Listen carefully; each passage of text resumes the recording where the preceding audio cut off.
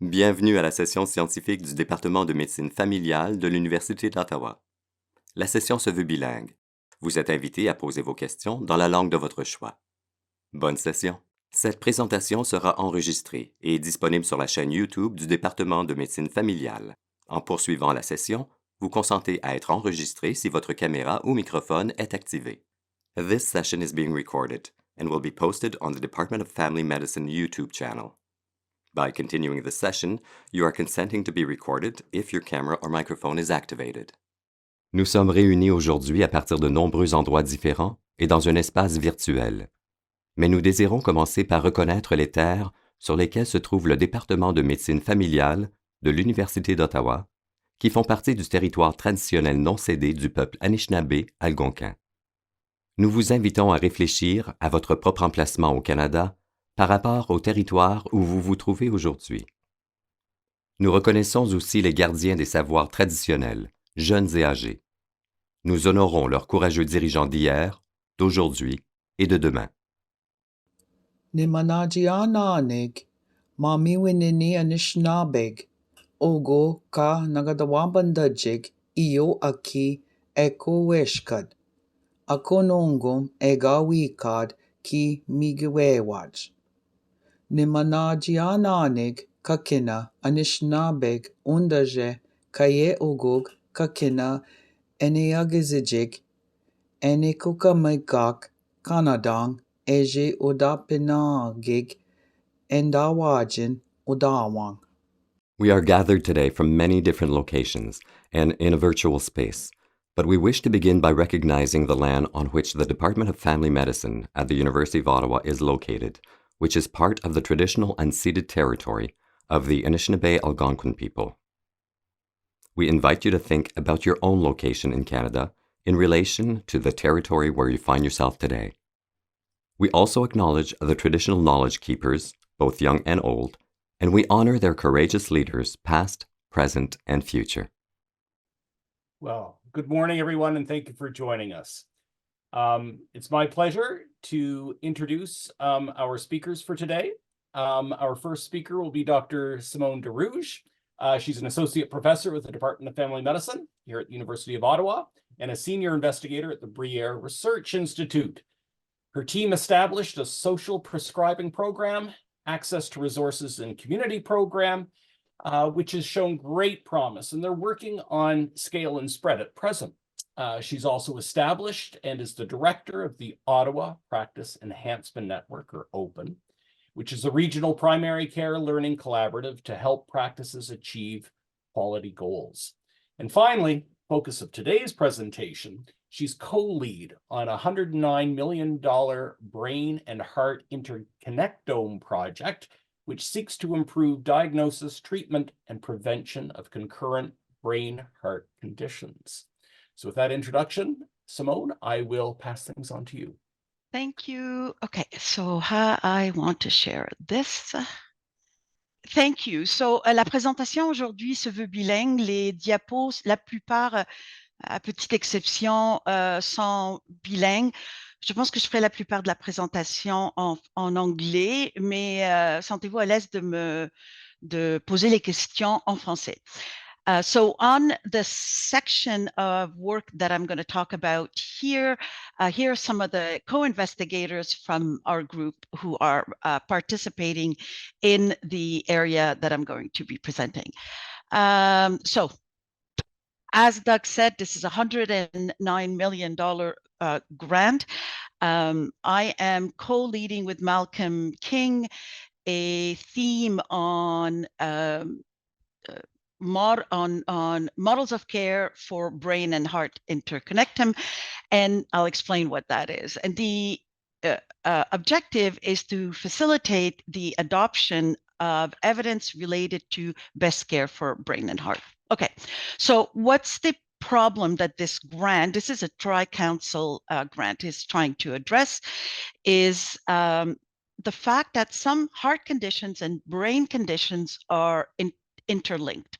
So either they have the same risk factor or the presence of one disease triggers the appearance of the second one. We can think of atrial fibrillation and its role in the risk of stroke. There's MI and depression and MI. The relationship kind of goes both ways. So some of these conditions are specifically intertwined. And I'm going to show in the next slide, just to orient you a bit. This is a part of a larger initiative, and we are one of 6 groups that are co-leading an area of interest. And there's preclinical work, so laboratory work, diagnostic work, biomarkers, and so on. So we are this 4th. Yeah, somehow the other slide isn't showing. It's in there. I see now. Okay. Okay, so under theme 4, we have 2 areas of work. So our objective is to improve the care delivery for patients at risk of or with brain and heart interconnected conditions, hence the interconnectum. We have 2 streams. One is innovation, so developing approaches that can enhance care delivery for that population. And the other is supporting a community adopt evidence-based approaches to enhance care delivery. I'm mostly going to talk about the second one, but I do want to talk about the innovations that we're doing as well. So the community care model, c'est une recherche participative active. Alors, c'est-à-dire que on a établi un partenariat avec des communautés pour vraiment co-créer l'ensemble des activités qu'on va faire. Alors, le protocole et toutes les démarches, toutes les décisions sont faites avec les membres de la communauté. So, participatory action research. We also have a number of other approaches to collaborate and consult, but we created a coalition that's going to really make the decisions on this project. So what is our intent here? So it's a 3-year project. We've engaged 2 communities. I'll tell you about them in a second. But the overview is that in the first year, we're going to do planning to see where are the deficiencies, where's the strength in the community, where do and that means consultations with the population, with the clinicians, with organizations that deliver care that is somehow in the pathway of brain and heart conditions, and determine so where the gaps are, identify a priority brain heart dyad, because we can't work on all of this. So far, it looks like we might be looking at atrial fibrillation and the risk of stroke, but that's not well established. The community has to establish that. And we're going to help the community identify evidence-based approaches to address the priorities that they select to address. And in years 2 and 3, we're going to implement and evaluate the changes. So if we look in more detail at year 1, so we're going to do, on va faire la cartographie des actifs dans la région, une revue de documents qui existent déjà dans la communauté, des consultations, peut-être des enquêtes et des revues de dossiers médicaux. So, je dis tout ça, mais les décisions finales vont vraiment être faites par la coalition qui représente la communauté. Mais nous, en tant que chercheurs, on vient appuyer cette communauté pour les aider à cheminer dans ce programme d'amélioration de la qualité. So after we collect all this data, we talk with the community again about setting the priority. It's founded on the extended chronic care model, but what area do you, this is what we learned, what areas do you want to work on? And they'll tell us, and we'll go back and say, okay, what evidence is there to address these areas? And we'll go back to them with an evidence map. And then they're going to select what they want to implement based on their context, on their available resources, and so on. And we're going to implement and evaluate this in year 2. Here's some of the innovations that we are going to offer them, but innovations that were developed or that are in development within our region, but it's also open to any other strategy. So they can choose whatever it is they want to act on. I just want to show you an example of what our budget looks like for this community work. So we're well resourced in terms of personnel, but I want to show you that over the 3-year period, we're investing about $200,000 in the community. So stipend for patient and physician participation, practice involvement, a community liaison. And when we talk about participatory action research, we need to work closely with the community and invest in it. So I say community, what do I mean? We all know about the Ontario health teams, and they're the ideal communities with which to interact because we're trying to change a regional system, and they are responsible for the care delivery of a defined population. So we've entered in a partnership with Archipel and Grand Fleuve and formed a coalition. This is what the coalition includes. So members of the leadership, clinician leaders, patient partners, and the researchers. The ones in italics are the ones we anticipate will be joining. And what we're leaning towards is for each of those groups to have a vote in decision making, but the decisions are by consensus. So we want to have consensus within these and then make general decisions. So this is the governance that we anticipate. So we have involved Ontario Health. We are consulting with other entities. There's a number of advisory committees, and this is the coalition that keeps changing. So let me tell you about the innovations. We are developing social prescribing. We are developing the a health promotion approach in that community, which Dr. Johnston will tell us about. And really exciting is we're working with a group at McMaster's and in Toronto to be able to identify patients at risk. So the target population depends on what they're going to want to address, but we can identify the patients at risk of that event in the EMR and then automate with bots actions for the physicians, because we really want to reduce physician burden and in fact help reduce their workload. And we also have decision aids. This is a picture of what the social prescribing looks like. I apologize, this is only in English, but just the take-home message is the physician identifies patients who need support. In anything related to health and social. And of course, a lot of these conditions are related to health behaviors and social context.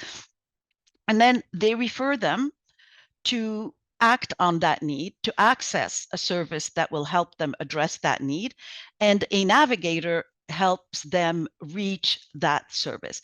There's a lot of information here, but that's the bottom line. I do want to give the last 3 minutes that we have to my colleague, Sharon Johnston, to talk about about her program, which is the health promotion program. Is that okay? Sharon is part of this initiative. Sure. And okay, thank you. I can do it in 1 minute to leave, I think, some questions, because Simone, I'm sure this group would have a lot of questions for you.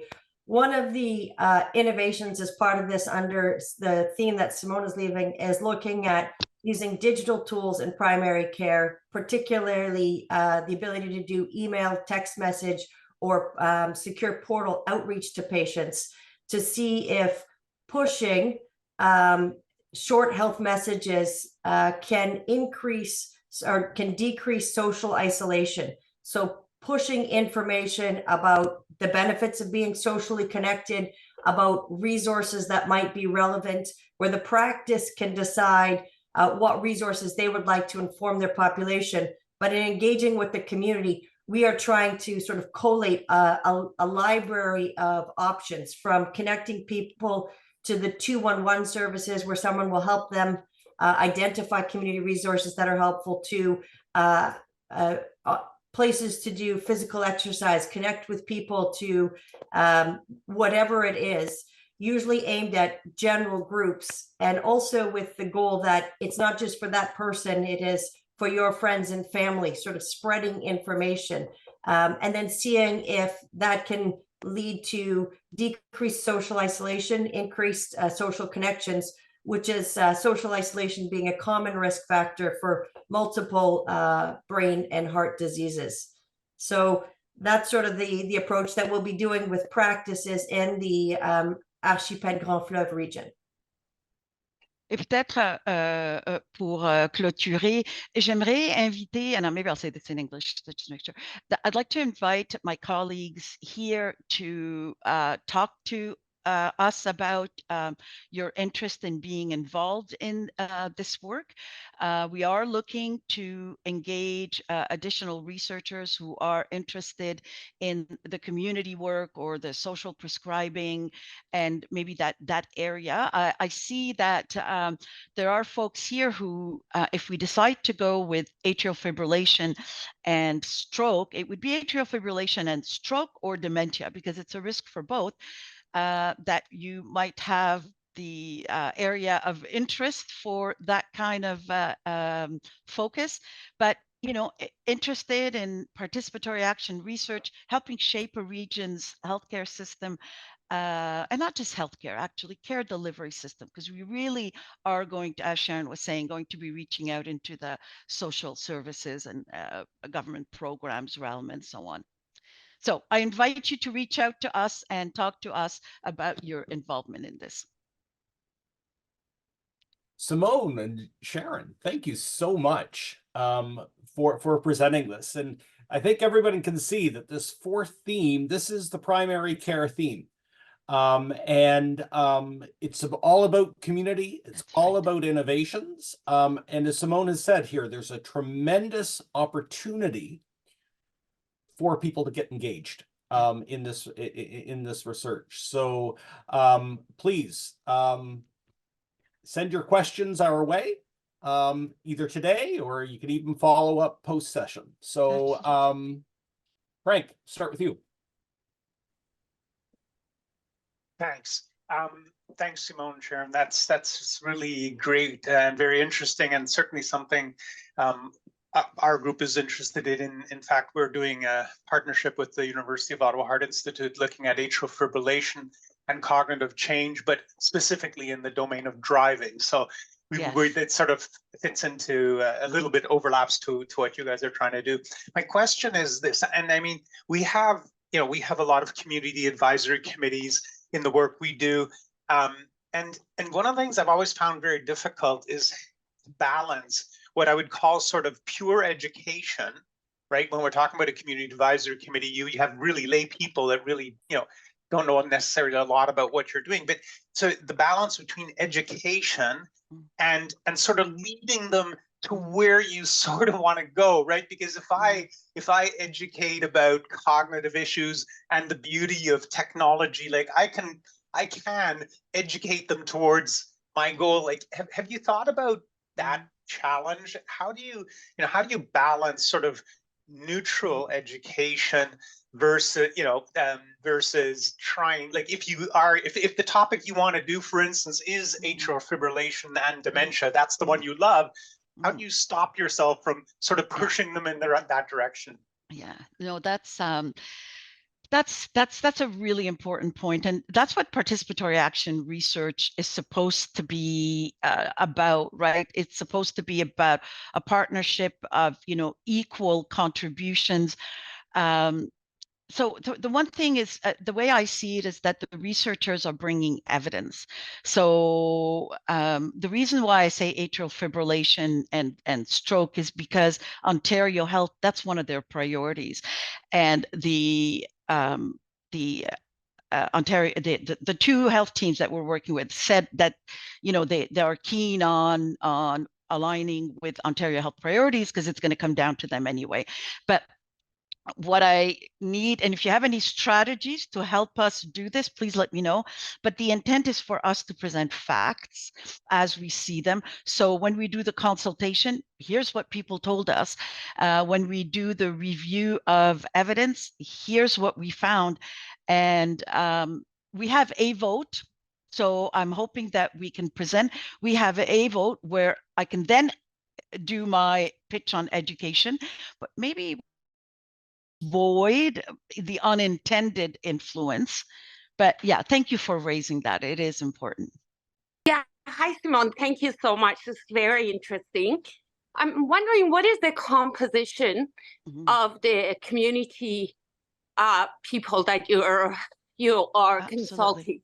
Either social demographic as well as their gender, because from the equity perspective, I see women with menopause and incontinence, both of them physical illness, are affecting their mental health. And so if they were given the power, they would certainly want to be seeing that. So that's so at this point, here's the composition. So we've got OHT leaders, administrators, we've got clinicians, and we've got patient partners. The patient partners that sit on that coalition are the voice of the rest of the community. We will work with these to go to existing community, to do community committees, to do consultations, but we also want to reach out more broadly to the community. So you're saying, so who are those folks going to be? In part, it's going to depend on who the OHTs, what conditions the OHTs decide to focus on. And then we will look for people at risk of these conditions and living with these conditions.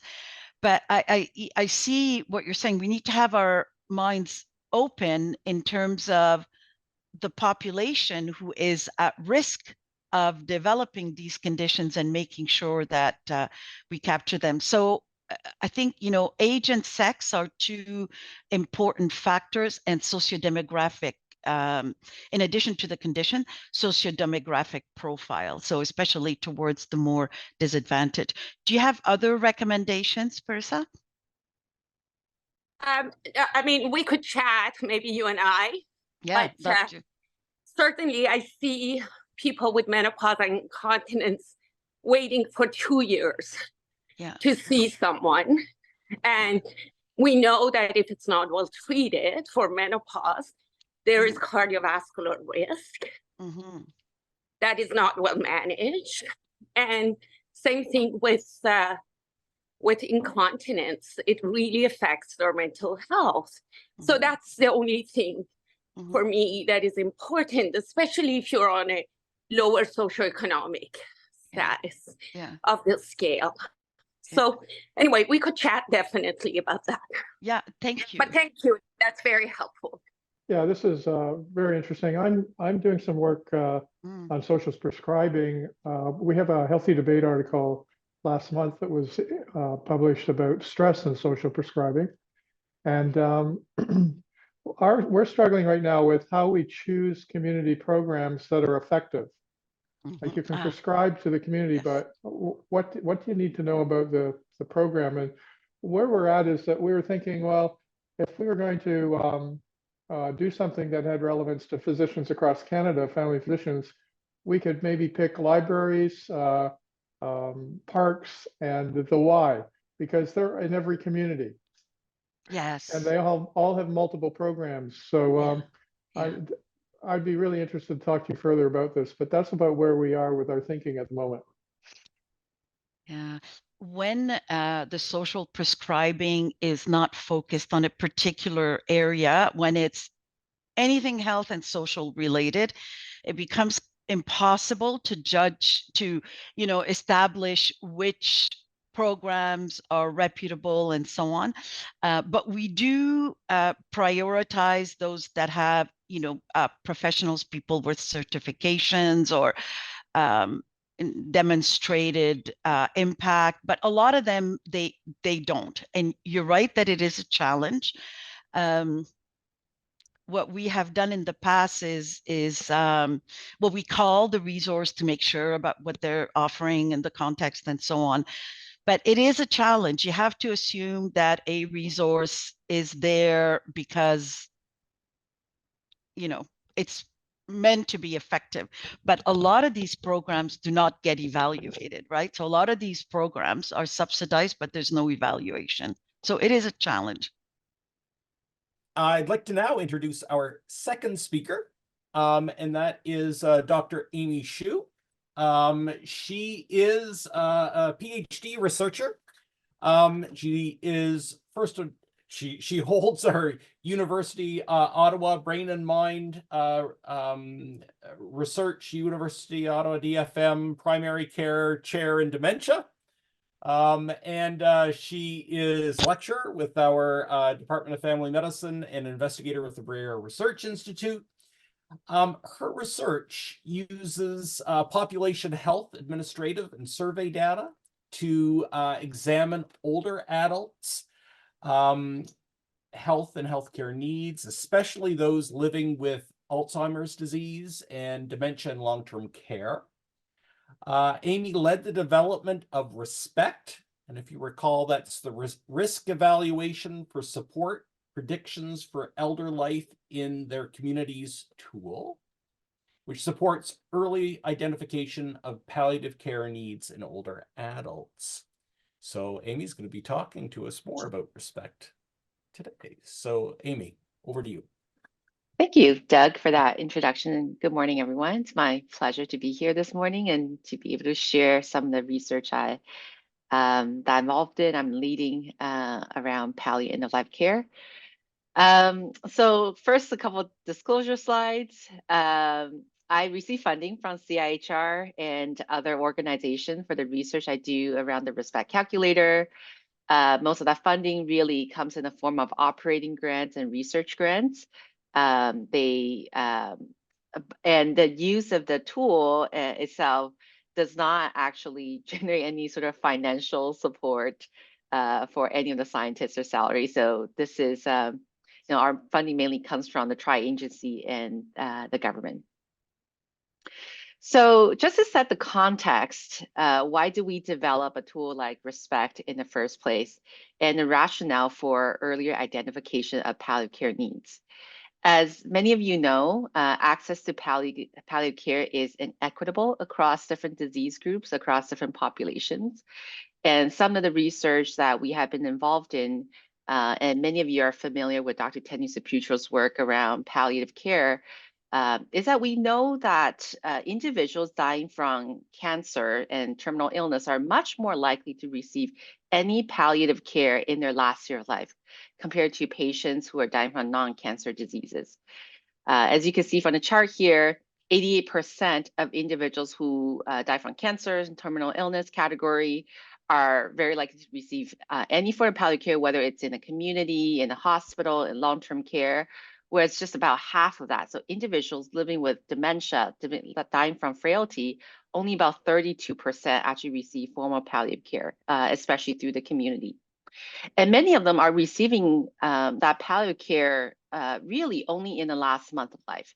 And so when you speak with folks who are involved in palliative care, the philosophy is that we want to be able to provide that support, thinking about symptom management, thinking about optimizing the patient's quality of life from the time of diagnosis of a terminal illness.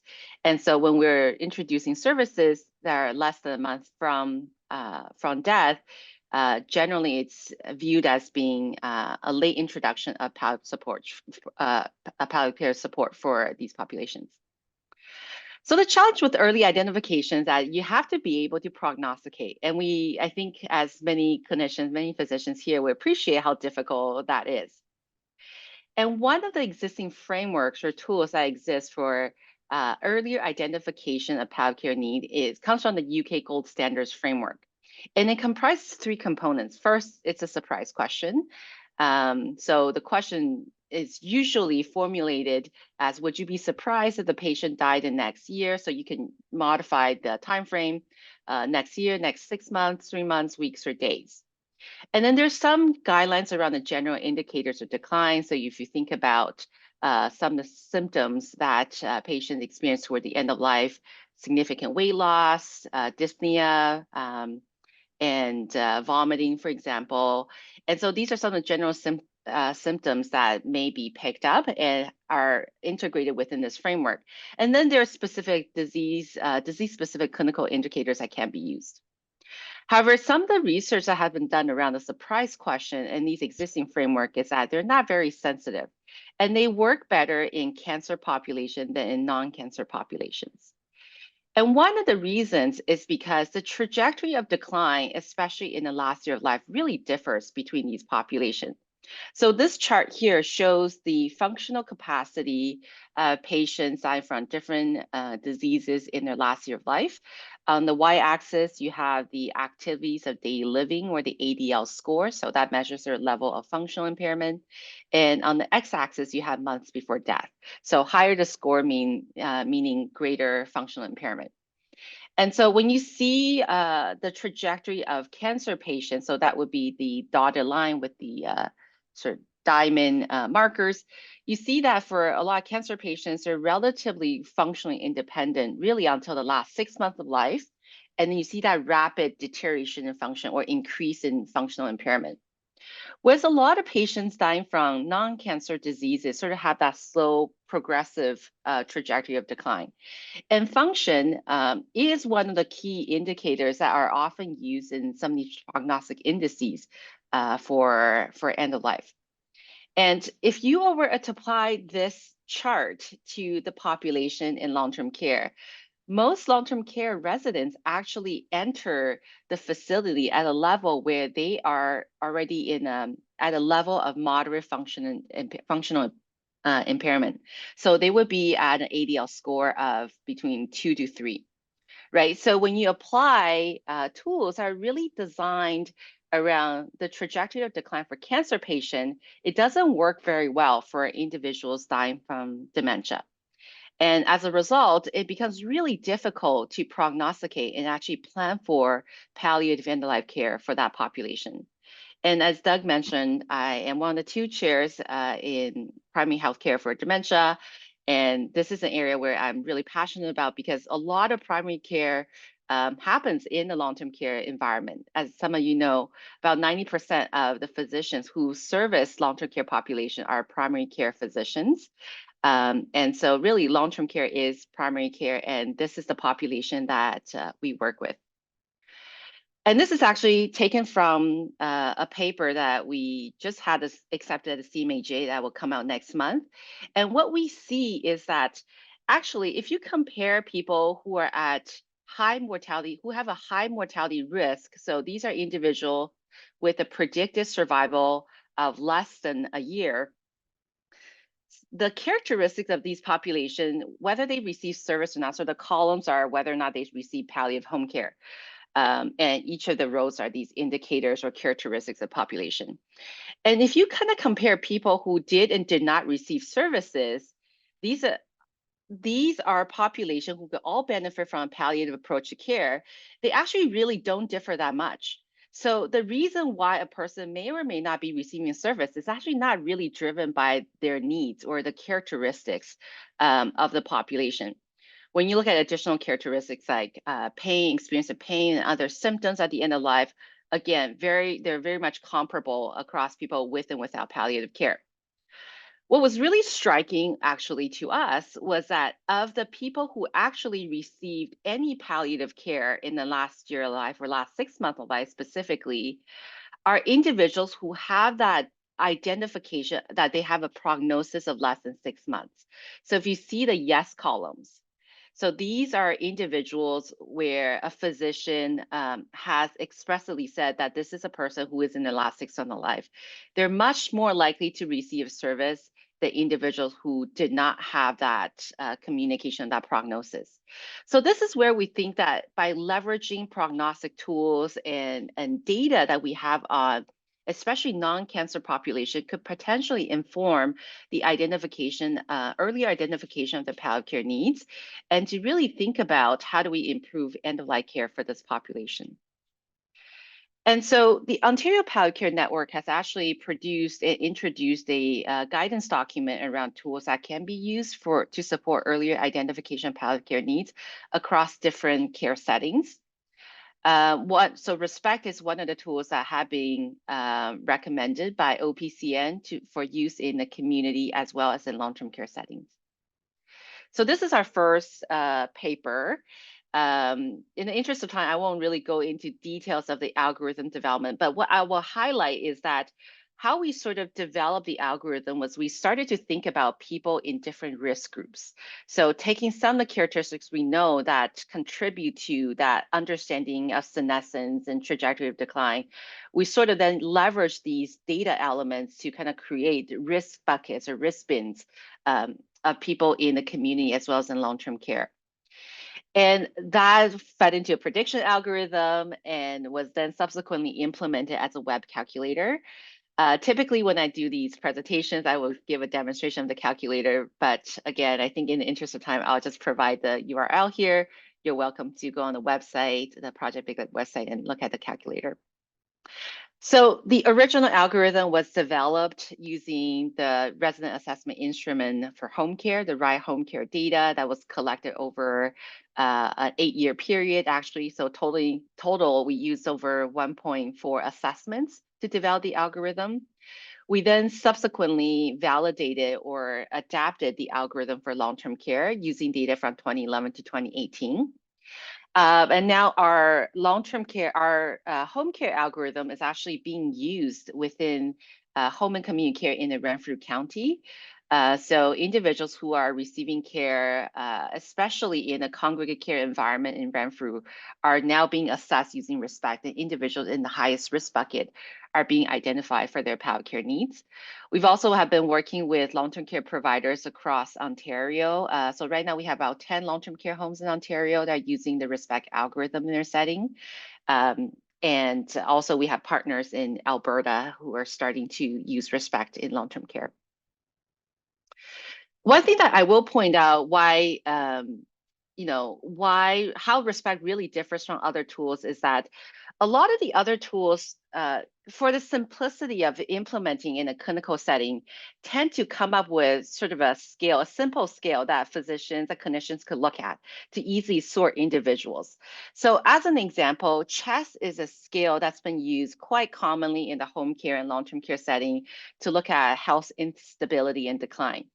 But what we learned is that when you are able to leverage large data set, and especially the technology that we have today, integration with EMR, you can actually start to fill in the gaps. So one of the shortcomings we identify with existing tools is that you have individuals that are a small proportion of individuals who are really high risk that are identified. And these are typically, like I mentioned, patients living with cancer that are identified by existing tools. But then there's this huge gap between those who are really high risk from those who are moderate risk, where we have a hard time really understanding that trajectory of decline and communicating that to patients. So one thing that's sort of novel with what we've done with RESPECT is really leveraging the access to the large administrative data that we have to kind of fill in the gaps to understand what that trajectory of decline looks like for these individuals and to report that data to the clinicians as well as the patient and the caregivers. So in long-term care, you can see the sort of relevance of that application. So these are actually data that we pull from 2 long-term care homes. And we were able to sort on admission all the long-term care home residents according to these risk bins that I showed earlier. And what you see is that in home A, you have on the left-hand side, these are the really high-risk individuals who have a prognosis of less than 3 months. So in home A, you have almost 10% of the population coming into long-term care who really can benefit from end-of-life care right from the get-go. So these are individuals who are at the end of life. Whereas in home B, you have a lot of individuals living with frailty. Some of them are declining and probably will be approaching are quickly approaching the end of life, but the approach that the home may choose to adopt could differ, right? So this is home A may choose to have more emphasis on end of life care. Home B may be thinking more about, supporting individuals through that trajectory of decline. And so this risk bin is really important because it allows us to see that decline both at the individual level and at an aggregate level within the facility. So RESPECT has been integrated into EMR systems in home care and long-term care. What the providers get are these personalized reports for each patient, each resident. This is an example of our long-term care report. And what the results show basically, and this is actually patient tested language, is that we compare how this is framed is that we leverage this large data. So we're actually presenting to the patient the trajectory or the prognosis of people who are similar to them.